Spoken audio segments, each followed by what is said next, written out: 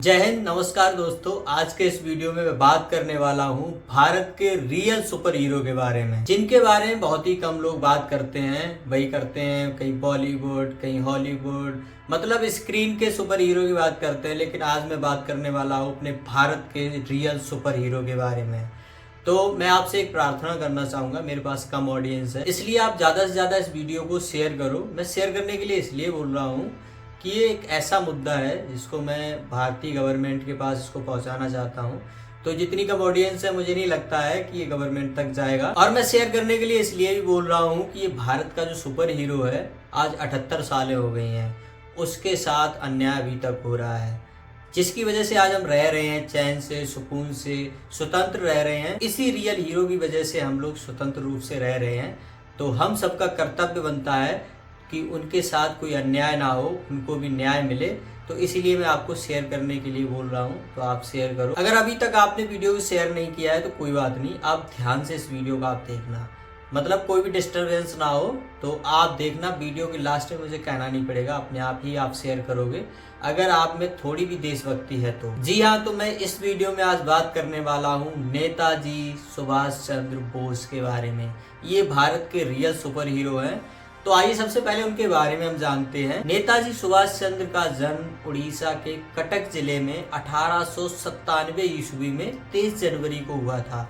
इनके पिताजी का नाम जानकीनाथ बोस तथा माताजी का नाम प्रभावती था। जानकीनाथ बोस और प्रभावती के कुल 14 बच्चे थे, जिनमें से ये जो सुभाष चंद्र बोस थे ये 9वें बच्चे थे और ये 5वें लड़के। सुभाष चंद्र जी की पत्नी का नाम एमिली सेंकल था और इनकी एक बेटी थी, उनका नाम था अनीता बोस। सुभाष चंद्र बोस अपने बहन भाइयों में सबसे ज्यादा शरद बाबू से ज्यादा प्यार करते थे। उन्हीं से अपनी मतलब पूरी प्रॉब्लम शेयर करते थे, उन्हीं की बात मानते थे, उन्हीं से डिस्कशन करते थे। वो जानकीनाथ बोस और प्रभावती के दूसरे बेटे थे। अगर इनकी शिक्षा की बात करें तो ये बचपन से मेधावी छात्र रहे और इन्होंने 15 साल की उम्र में विवेकानंद शास्त्र का पूरा अध्ययन कर लिया। इन्होंने सन 1919 से कलकत्ता यूनिवर्सिटी से बीए किया।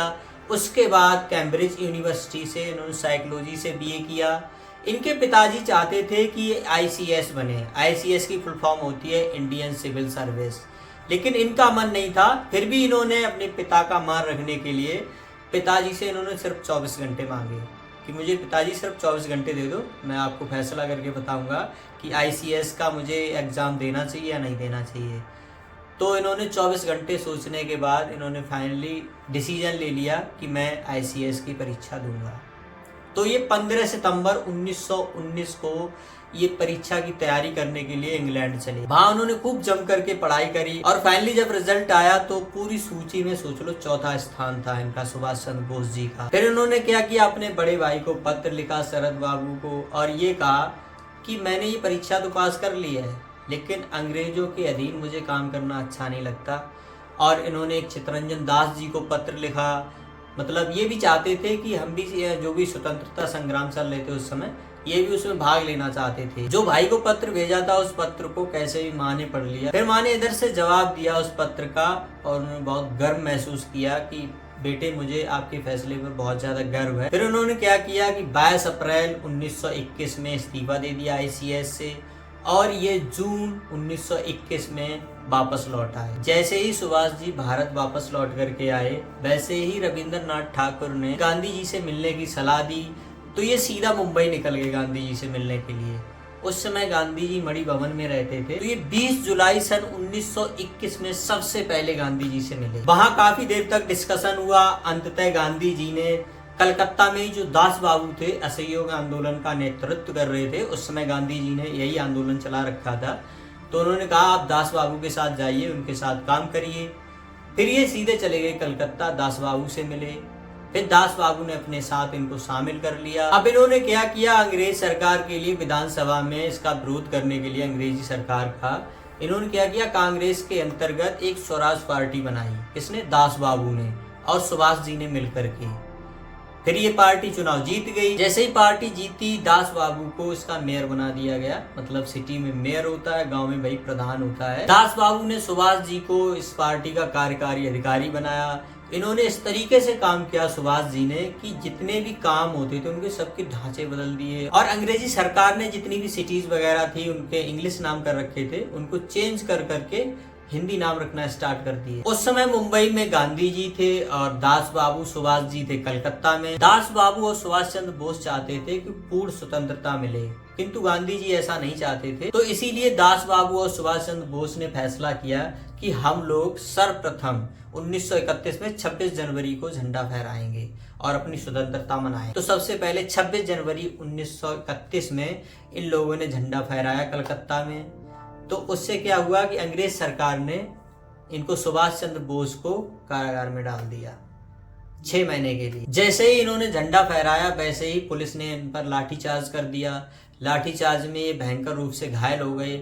घायल जैसे ही हुए वैसे ही अंग्रेजी सरकार ने इनको क्या किया कि जेल में डाल दिया। बाद में गांधी जी ने अंग्रेजी सरकार से कुछ बातचीत करी और इनको रिहा करवा लिया, और भी कैदियों को रिहा करवा लिया, किंतु इन्होंने क्या किया, भगत सिंह जैसे और भी क्रांतिकारी थे, अंग्रेजी सरकार ने उनको रिहा नहीं किया। गांधी जी पूरी कोशिश करते रहे कि भगत सिंह जैसे क्रांतिकारियों को भी बचाया जा सके, किंतु अंग्रेजी सरकार ने उनको क्या किया, फांसी दे दी। इस पर दास बाबू सुभाष चंद्र बहुत ज्यादा नाराज हुए। सुभाष चंद्र बोस जी को अपने जीवन काल में कुल 11 बार जेल हुई। सबसे पहले उन्हें 16 जुलाई 1921 में 6 महीने का कारावास हुआ था। इसके बाद 1925 में क्या हुआ, एक गोपीनाथ सागर के क्रांतिकारी हुआ करते थे, वो कलकत्ता के एक पुलिस अधीक्षक को मारना चाहते थे। वो अंग्रेजी के थे चार्ल्स टेकार्ट, उनको मारना चाहते थे, लेकिन गलती से एक व्यापारी मर गया, अर्नेस्ट डे नाम का था।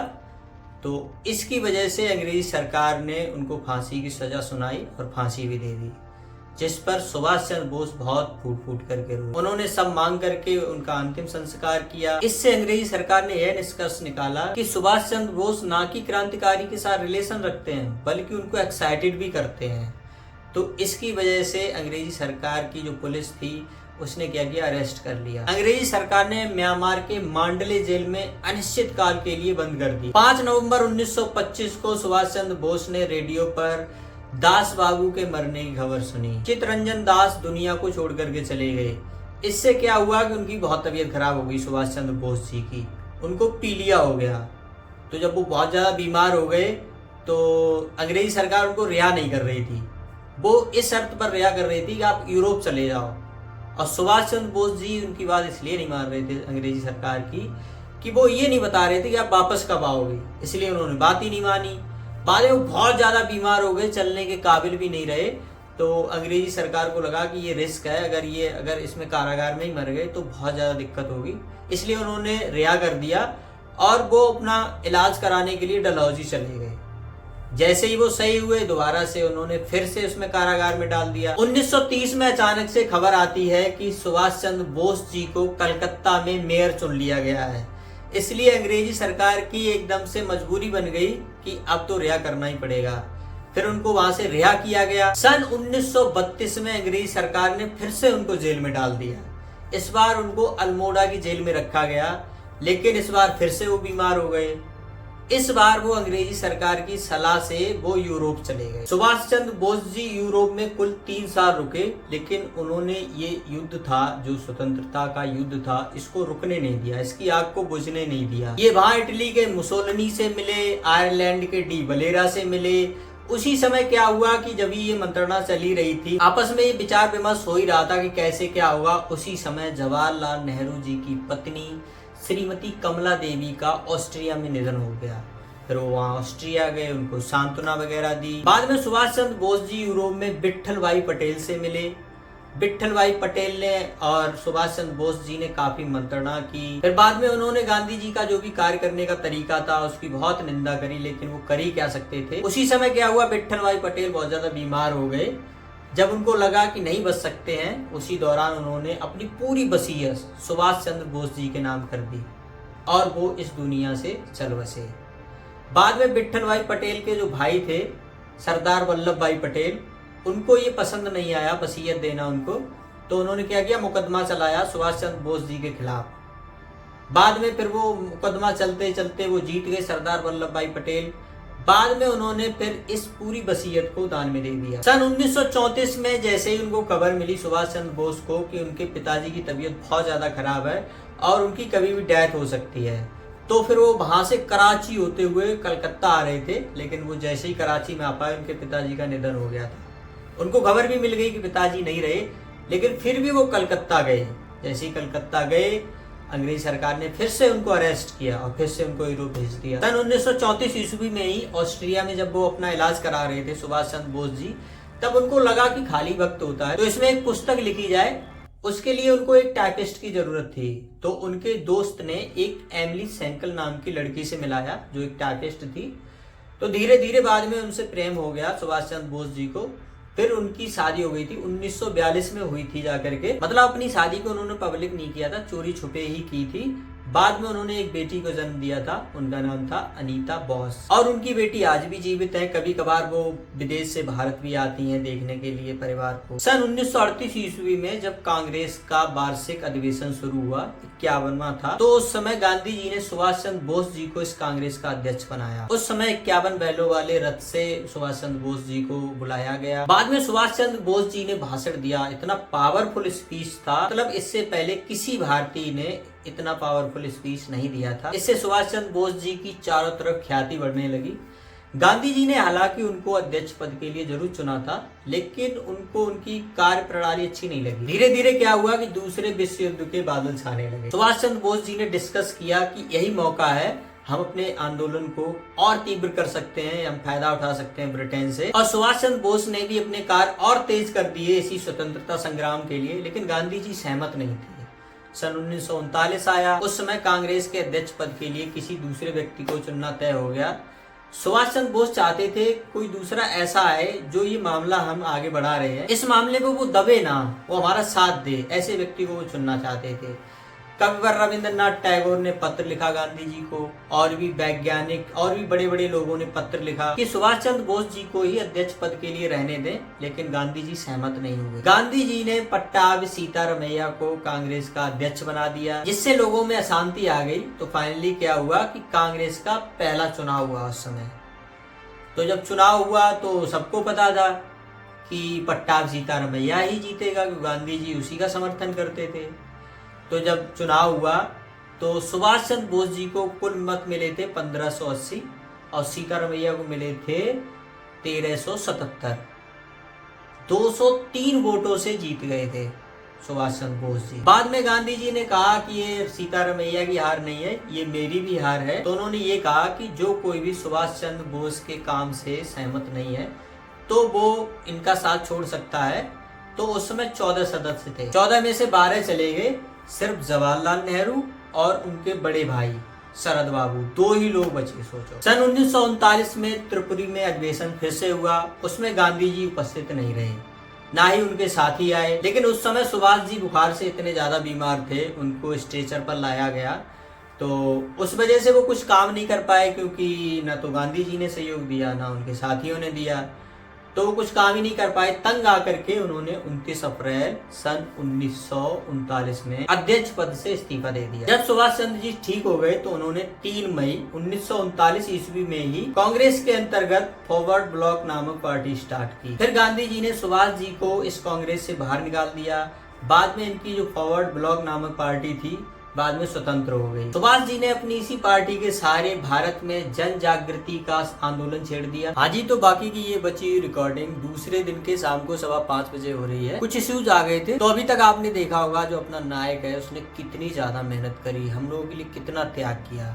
चलिए वीडियो में आगे चलते हैं। 3 सितंबर 1939 में मद्रास में सुभाष जी को ये पता चला कि ब्रिटेन और जर्मनी के बीच युद्ध होने वाला है। उन्होंने अपने सभी साथियों के साथ ये घोषणा की, यही अब सही वक्त है जो कि हम अंग्रेजों से अपना बदला ले सकते हैं, हम लोग स्वतंत्र हो सकते हैं अगर अब हमने सही से प्रयास कर लिया तो। फिर धीरे धीरे क्या हुआ कि कांग्रेस वालों ने इनको अपने कार्यालय बुलाया, दोनों में काफी बातचीत हुई। तो सुभाष जी ने यह भी कह दिया, अगर आप नहीं लड़ना चाहते हो, कांग्रेस वाले अगर मेरे साथ नहीं हो तो कोई बात नहीं, हमारी जो पार्टी है फॉरवर्ड ब्लॉक वो अकेले ही अंग्रेजों से लड़ सकती है। और इसका नतीजा अगले साल आया। सुभाष जी की सेना ने एक कलकत्ता में हॉलवेट नाम का स्तंभ था, मतलब कॉलम था बहुत लंबा, वो प्रतीक था कि भारत गुलाम है, गुलामी का प्रतीक था।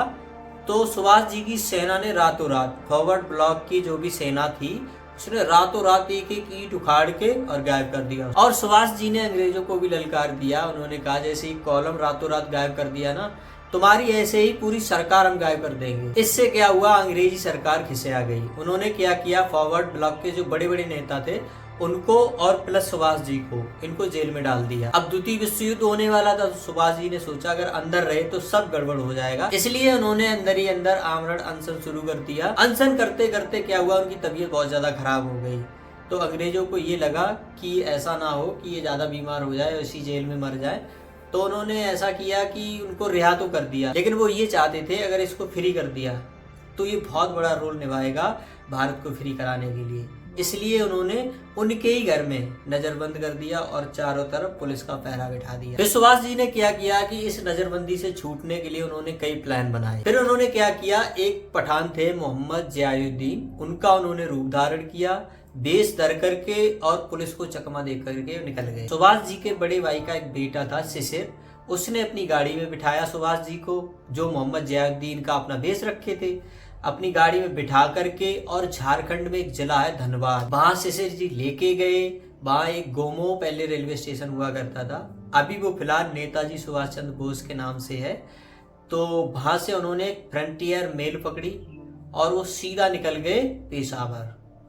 पेशावर में गए, अपनी पार्टी के उनके एक मियाँ थे अकबर साहब, उन्होंने क्या किया कि कीर्ति किसान पार्टी के एक नेता थे भगत राम तलवार, उनसे मिला दिया। तो काफी मंत्रणा हुई। तो सुभाष जी ने क्या किया, भगत राम को लेके और एक पठान थे, दो लोग वो, और सुभाष जी ने पता कैसा वेश धारण किया, उन दोनों के गूंगे चाचा बन गए वो, और पैदल पहाड़ियों से निकलते निकलते कहाँ के लिए गए, सीधा गए अफगानिस्तान की राजधानी काबुल। काबुल में एक भारतीय व्यापारी थे उत्तम चंद मल्होत्रा, उनके घर पर ये 2 महीने रुके। ये पहले तो रूसी दूतावास जो था उसमें प्रवेश पाना चाहते थे, लेकिन उसमें असफल रहे। बाद में इन्होंने जर्मनी और इटालियन दूतावास में प्रवेश पाने की कोशिश करी, जिसमें सफल रहे। फिर इन्होंने क्या किया, एक इटालियन व्यक्ति था ऑरलैंडो मैजेंटा, उनका रूप धारण किया सुभाष जी ने, और वो रूस की राजधानी होते हुए जर्मनी की राजधानी बर्लिन में पहुंच गए। सुभाष जी ने जर्मनी में जाकर के कई बड़े बड़े नेताओं से दोस्ती करी, काफी बड़ा ग्रुप बना लिया। भाई इन्होंने आजाद हिंद रेडियो की शुरुआत करी, स्थापना की। आखिर में ये 29 मई 1942 को एडोल्फ हिटलर से मिले। हिटलर को भारत में कोई विशेष रुचि नहीं थी, इसलिए उसने सही से बात नहीं करी। अंत में सुभाष जी को ये पता चल गया कि हिटलर से उन्हें कुछ ज्यादा मिलने वाला नहीं है, इसलिए वो जर्मनी के कील बंदरगाह से अपना एक उनका साथी था आबिद हसन सफरानी, उसके साथ एक सबमरीन में बैठ करके पूर्वी एशिया की तरफ निकल गए। वह जर्मन सबमरीन उनको हिंद महासागर के मेडागास्कर तक ले गई। वहां से वो सबमरीन से उतर करके और तैर करके जापानी पनडुब्बी तक गए, जिसको सबमरीन बोलते हैं। उस द्वितीय विश्व युद्ध के समय ये पहली बार हुआ था कि 2 देशों की नौसेनाओं की जो सबमरीन थी उनमें किसी आम आदमी की अदला बदली हुई हो, और यह जापानी सबमरीन लेकर के वो इंडोनेशिया के पादांग बंदरगाह तक पहुंच गए। जापान में पहुंच करके नेताजी ने कई लोगों से मदद मांगी, नेताओं से मिले। आखिरकार जो प्रधानमंत्री थे जापान के उस समय थे हिडेकी तोजो, उन्होंने सुभाष चंद्र जी की पर्सनैलिटी को देख करके उन्होंने सहायता देने का आश्वासन दे दिया सुभाष जी। वहीं सिंगापुर में ही उन्होंने 21 अक्टूबर 1943 में आजाद हिंद फौज के लिए एक अंतरिम सरकार बनाई। उसमें 9 देशों ने मान्यता भी दे दी। उस सरकार के प्रधानमंत्री, राष्ट्रपति और युद्ध मंत्री सब सुभाष जी ही थे। आजाद हिंद फौज में उन लोगों को भी शामिल किया गया जो अंग्रेजों के जो सैनिक थे, लड़ते हुए पकड़े गए थे, उनको भी शामिल किया, और लड़कियों के लिए झांसी की रानी रेजिमेंट बनाई। पूर्वी एशिया में नेताजी ने भाषण दिया तो उन्होंने काफी सहायता मांगी लोगों से, सेना में भर्ती होने के लिए क्या आर्थिक मदद भी मांगी, और उन्होंने वही नारा दिया था, तुम मुझे खून दो मैं तुम्हें आजादी दूं। द्वितीय विश्व युद्ध हो रहा था, उसी में क्या किया, आजाद हिंद फौज ने जापानी सेना के साथ मिलकर के भारत पर आक्रमण कर दिया, और सबसे पहले इन्होंने अंडमान और निकोबार द्वीप पर हमला कर करके दोनों को जीत लिया। सुभाष जी ने दोनों द्वीपों के नाम चेंज कर दिए, स्वराज द्वीप और शहीद द्वीप दोनों के रख करके। बाद में इन्होंने इम्फाल और कोहिमा पर आक्रमण किया, लेकिन इसमें क्या हुआ कि अंग्रेजों की सेना काफी भारी पड़ गई, इसलिए दोनों सेनाओं को पीछे हटना पड़ा, आजाद हिंद फौज को भी और जापानी सेना को भी। जब भी दोनों सेनाएं पीछे हट रही थी तो जापानी सेना ने क्या किया, सुभाष जी से कहा कि हमने आपके भागने के लिए व्यवस्था बना ली, तो आप निकल जाओ चुपके से। तो उन्होंने कहा नहीं हम भागेंगे नहीं। उन्होंने लड़कियों के साथ देश बदल करके पैदल चलते रहे, सैकड़ों मील चले। सोच लो, 6 जुलाई सन 1944 में नेताजी ने आजाद हिंद रेडियो के माध्यम से संबोधित करते हुए गांधी जी से सहायता मांगने की कोशिश करी और उन्होंने यह भी कारण बताया कि हमने क्यों जापानी सेना से मदद मांगी और हमने क्यों आजाद हिंद फौज का गठन किया। बाद में उन्होंने गांधी जी को राष्ट्रपिता कहा, तभी फिर गांधी जी ने इनको नेताजी कहा। द्वितीय विश्व युद्ध में जापान की हार के बाद नेताजी को कोई ना कोई रास्ता ढूंढना था, इसलिए वो रूस से सहायता मांगने के लिए निकल पड़े। ऐसा माना जाता है कि 18 अगस्त 1945 ईस्वी को वो एक प्लेन में सवार होकर के मंचूरिया की तरफ जा रहे थे, तभी वो रास्ते में गायब हो गए। उसके बाद उनको किसी ने नहीं देखा। 23 अगस्त 1945 को टोक्यो रेडियो ने ये बताया कि नेताजी का विमान ताइवान की राजधानी ताइहोकू उस समय था, अब उसका नाम बदल करके टाइपे कर दिया गया है, तो वहां पर उनका प्लेन क्रैश हो गया जिसमें उनकी मृत्यु हो गई। उनके 2 साथी भी उसमें मारे गए। नेताजी गंभीर रूप से जल गए थे, उनको ताइहोकू के ही एक अस्पताल में ले जाया गया, सैनिक हॉस्पिटल था, उसमें ले जाया गया। तो रात के 9 बजे बताते हैं उन्होंने अपना दम तोड़ दिया। According to colonel Habibur Rahman, Taihoku में ही उनका अंतिम संस्कार कर दिया गया नेताजी का और अगले ही महीने उनकी अस्थियां संचित करके टोक्यो में उस समय एक मंदिर हुआ करता था, रैनकोजी मंदिर, उसमें उनकी अस्थियां रख दी गई। बाद में भारत जब स्वतंत्र हुआ तो यहाँ की जनता ने आवाज उठाई कि नेताजी की खोजबीन की जाए, इसलिए सबसे पहले 1956 में सैनवाज आयोग का गठन किया गया कांग्रेस सरकार द्वारा। उस आयोग को पता नहीं जापान में एंट्री नहीं मिली या इस गवर्नमेंट ने ही मना कर दिया, तो वो भारत में भ्रमण करता रहा आयोग। बाद में उन्होंने ये स्टेटमेंट दिया आके कि उनकी ताइहोकू में ही विमान क्रैश में ही उनकी मृत्यु हुई थी और 18 अगस्त 1945 को ही हुई थी। आम जनता ने कुछ वर्षों तक इंतजार किया, बाद में फिर से आवाज उठाई, फिर से कांग्रेस सरकार ने एक आयोग का गठन किया, वो था खोसला आयोग। वो आयोग जापान तक गया और ताइहोकू भी गया, लेकिन वहां जाकर के उन्होंने कोई किसी से बात नहीं करी। फिर वहां से वापस लौट आए और इन्होंने भी सेम स्टेटमेंट दिया, इस आयोग ने भी सेम स्टेटमेंट दिया कि उनकी विमान क्रैश में ही मृत्यु हुई थी और 18 अगस्त 1945 को ही हुई थी और ताइहोकू में ही हुई थी। ये स्टेटमेंट देने के बाद कांग्रेस सरकार ने फाइल बंद करवा दी। बाद में क्या होता है कि 1999 जब प्रधानमंत्री बने अटल बिहारी वाजपेयी, उन्होंने फिर से फाइल को खोला। उन्होंने एक आयोग का गठन किया, मुखर्जी आयोग। मुखर्जी आयोग जापान गया, ताइहोकू गया, ताइवान गया, काफी उन्होंने गहन जांच की और जांच करने के बाद अल्टीमेटली 2005 में उन्होंने गवर्नमेंट को ये स्टेटमेंट दिया कि 18 अगस्त 1945 को कोई भी विमान ताइहोकू में क्रैश हुआ ही नहीं था और ना ही नेताजी नाम से कोई ऐसा व्यक्ति वहाँ एक्सपायर हुआ था। लेकिन तब तक गवर्नमेंट चेंज हो गई थी, अटल बिहारी चले गए थे और मनमोहन सिंह फिर से आ गए थे। कांग्रेस सरकार ने इस स्टेटमेंट को रिजेक्ट कर दिया और फाइल बंद कर दी। 18 अगस्त 1945 के दिन नेताजी कहाँ चले गए थे, कहाँ गायब हो गए थे, आज तक ये रहस्य बना हुआ है। मुझे किसी से हेट नहीं है, ना किसी पार्टी से हेट है, ना मुझे द्वेष भावना है। मैंने इस वीडियो को सिर्फ इसलिए बनाया कि भारतीयों को भी जानकारी मिलनी चाहिए, जो हमारे सुपर हीरो थे, जिनकी वजह से आज हम सुरक्षित हैं, जिनकी वजह से आज हम खुश हैं, स्वतंत्र हैं, उसी सुपर हीरो के बारे में कोई बात नहीं करता। तो इसीलिए मैंने ये वीडियो बनाया है। तो मैं फिर से रिक्वेस्ट करना चाहता हूँ, जो ये वीडियो देख रहा है उसको हाथ जोड़ के विनम्र निवेदन है कि आप इस वीडियो को ज़्यादा शेयर करें। मेरे पास इतनी ऑडियंस नहीं है, नहीं तो मैं बोलता नहीं आपको शेयर करने के लिए। अगर आप शेयर करोगे तो हो सकता है कि गवर्नमेंट तक ये वीडियो चला जाए और मैं चाहता हूँ कि ये फाइल फिर से खुले। इस गवर्नमेंट में मुझे विश्वास है, अगर बात पहुँच गई तो जरूर न्याय मिलेगा, ये पक्की बात है।